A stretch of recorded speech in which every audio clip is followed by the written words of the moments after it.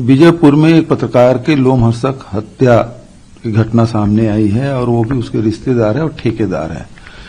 बड़ी स्टोरी छपी थी जिसमें ये कहा गया कि 90% भुगतान कर दिया गया है जबकि काम हुआ ही नहीं है और उसके बाद संभवतः इसी कारण से उसकी हत्या की गई है, ऐसा लोगों का अनुमान है। जांच की बात जहां तक कर रहे हैं तो जांच तो होनी चाहिए। आज कोई सुरक्षित नहीं है, न आदिवासी सुरक्षित है, न पत्रकार सुरक्षित है, न महिला सुरक्षित है, न आम जनता सुरक्षित है, न बेटी बेटियां सुरक्षित है, न यात्री सुरक्षित है। ये भारतीय जनता पार्टी की ये आदत सी बन गई है कि कोई भी घटना घटती है तो उसमें कांग्रेस का एंगल ले आओ, किसी भी पकड़ लो।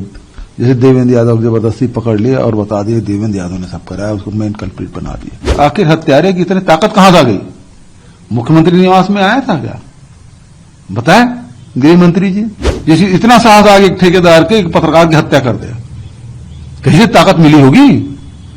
वो ताकत कहां से मिली? ये महत्वपूर्ण बात है। छत्तीसगढ़ के बीजापुर में भ्रष्टाचार की खबर चलाने वाले पत्रकार मुकेश चंद्राकर की हत्या कर उनके शव को एक सेफ्टी टैंक में छुपा दिया गया था। जैसे ये खबर सामने आई, पूरे राज्य में हड़कंप मच गया और देखते ही देखते मुकेश चंद्राकर के लिए पूरे देश में इंसाफ की आवाज गूंजने लगी। इस घटना के बाद फिलहाल पुलिस ने मामले की जांच की और 3 लोगों को गिरफ्तार किया है। इस पर छत्तीसगढ़ के पूर्व मुख्यमंत्री और कांग्रेस नेता भूपेश बघेल ने राज्य की भाजपा सरकार पर बड़े सवाल खड़े किए हैं। उन्होंने कहा कि विधानसभा में यह मामला उठाया गया था कि एक पुल का बिना टेंडर और बिना स्वीकृति के निर्माण कर दिया गया। इसके बाद ईडी ने नोटिस दिया। वह लोग शुक्रवार को ईडी कार्यालय गए थे। 5 दिन पहले मुकेश चंद्राकर ने इस विषय पर खबर छापी थी। इसके बाद इसके तीसरे या चौथे दिन उनकी हत्या कर दी गई। उनकी हत्या कर शव को टंकी में डाल दिया गया। विजय चंद्राकर को मैं व्यक्तिगत रूप से जानता हूं। ये मामला अब बड़ा होते जा रहा है। पूर्व सीएम भूपेश बघेल ने बड़ा सवाल करते हुए मुकेश चंद्राकर की हत्या पर जांच की मांग की है। आप भी सुने कि भूपेश बघेल ने इस पूरी घटना पर और क्या कुछ कहा। देखिए, बीजापुर में एक पत्रकार के लोमहर्षक हत्या की घटना सामने आई है और वो भी उसके रिश्तेदार है और ठेकेदार है।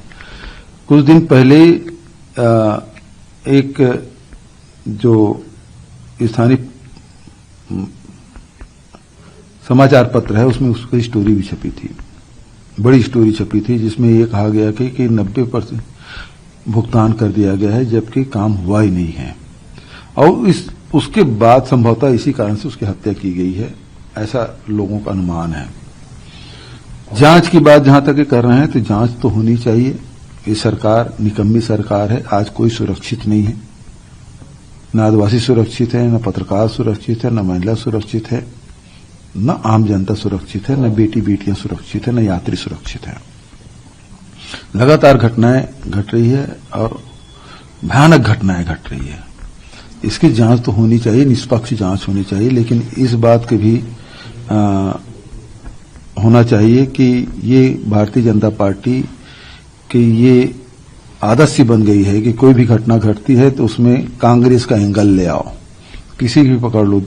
जैसे देवेंद्र यादव को जबरदस्ती पकड़ लिया और बता दिया देवेंद्र यादव ने सब कराया, उसको मेन कल्प्रिट बना दिया, जबकि ये इसके निकम्मेपन के कारण से घटना घटी। वहां जैद खान को काटा गया।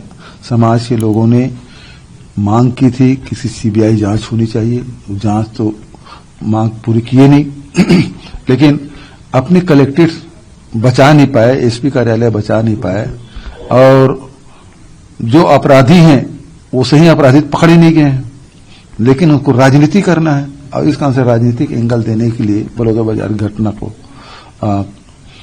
ये कांग्रेस की तरफ डालने की कोशिश कर रहा है। इसमें भी यही कोशिश हो रही है कि ये कांग्रेसी था और सारे लोग ट्वीट कर दिए कि कांग्रेस का अनुसूचित जाति विभाग का अध्यक्ष रहा है। अभी कांग्रेस पार्टी की ओर से मीडिया में जारी किया गया है कि 10 दिन पहले ही भारतीय जनता पार्टी में शामिल हुआ है और ये डिमांड भी की गई है कि मुख्यमंत्री निवास हो गए हैं तो 15 दिन के जो सीसी कैमरा है उसे सार्वजनिक किया जाए और जब आप एसआईटी गठन कर दिए हैं तो ये भी जांच में आना चाहिए। जांच के बिंदु ये भी होना चाहिए कि मुख्यमंत्री निवास गए कि नहीं गए, भुगतान हुआ कि नहीं हुआ, और तीसरी बात यह है कि वो भारतीय जनता पार्टी के सदस्य हैं कि नहीं, वो शामिल किया गया है कि नहीं किया गया है। सर, ये विजय शर्मा भी कह रहे हैं, सीएम का भी ट्वीट आया है, 11 सदस्यीय विशेष जांच दल बनाए गए, एसआईटी गठन किया गया है, 4 टीम मुख्य आरोपी के पीछे लगाई गई है, 4 हफ्ते में रिपोर्ट कोर्ट में दाखिल की जाएगी। हाँ, तो वो उसी में कह रहा हूं, एसआईटी की ये भी जिम्मेदारी देना चाहिए कि मुख्यमंत्री से मिले कि नहीं मिले, मुख्यमंत्री निवास गए कि नहीं गए, ये जांच के बिंदु में शामिल होना चाहिए। और भाजपा में शामिल हुए कि नहीं हुए, उसके प्रभारी उसको भाजपा में शामिल कराया कि नहीं कराया, ये भी जांच में शामिल करना चाहिए। सर, लगातार कांग्रेस विजय शर्मा जी ने पीसी ली और कांग्रेस पर ही आरोप लगाते हुए शुरू किया उन्होंने। सारे चीजों पे जो भी बड़ी घटना है पिछले 1-1.5 साल में, उसमें कांग्रेस का ही हाथ बताया उन्होंने, कांग्रेस के लोगों का हाथ। अब उससे निकम्मा कोई गृह मंत्री दूसरा है ही नहीं। अपने एसपी कार्यालय बचा नहीं पाए,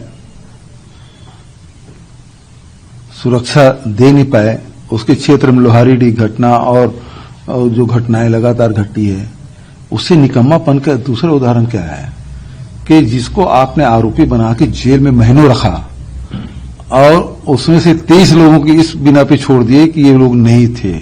इसका मतलब ये है कि आप बिना जांच किए आप लोगों को गिरफ्तार करते हैं, और वही बात खुद के विधानसभा में लोहारीडी में आपने करके दिखा दिया और स्वीकार किया कि 23 लोग निरपराध थे जिसको हमने जेल में बंद कर दिया। आखिर इसका दोषी कौन है? तो गृह मंत्री क्षेत्र में हुआ है, इसके लिए दोषी कौन है? गृह मंत्री है। तो ये उसी प्रकार से बलौदाबाजार की घटना है, इसकी जांच करा ले। ये हाई कोर्ट के जज के देखरेख में एसआईटी गठन करके जांच करा ले। जो अपराधी थे, जो मंच में थे और जो भाषण दे रहे थे, जो उकसा रहे थे, उसको गिरफ्तार क्यों नहीं कर रहे हैं? उसे पूछताछ क्यों नहीं की जा रही है? और फिर विधानसभा में दूसरा जो उप मुख्यमंत्री है, ये स्वीकार करते हैं वहां विधानसभा में लखमा के प्रश्न में कि ये आचार संहिता लगा हुआ था, उस दौरान ये निर्माण आदेश दिया गया, जबकि उसके लिए कोई बजट आवंटित नहीं था, उसके लिए कोई टेंडर हुआ और काम पूरा हो गया। इसी बात पे विधानसभा में उन्होंने दूसरे उप मुख्यमंत्री घेर दिया, और घेरने के कारण से 10 दिन भी नहीं बीता, यह 18-19 दिसंबर की बात, और 10 दिन भी नहीं बीता कि लखमा के यहां ईडी का रेड पड़ गया। और यह भी पीडब्ल्यूडी का मामला है, वो भी पीडब्ल्यूडी का मामला था, यह भी पीडब्ल्यूडी का मामला है। ठेकेदार सत्ता के लोगों से मिला, स्टोरी उसने अपने भाई के खिलाफ किया है, न कांग्रेसी नेता के खिलाफ किया है, न भाजपा के नेता के खिलाफ किया, और ठेकेदार के खिलाफ किया है कि सड़क बनी नहीं और 90% भुगतान हो गया। ये स्टोरी है, और उसके कारण से हत्या हुई। आखिर हत्यारे की इतनी ताकत कहां से आ गई? मुख्यमंत्री निवास में आया था क्या? बताएं गृह मंत्री जी, वो किससे मिल के गया यहां?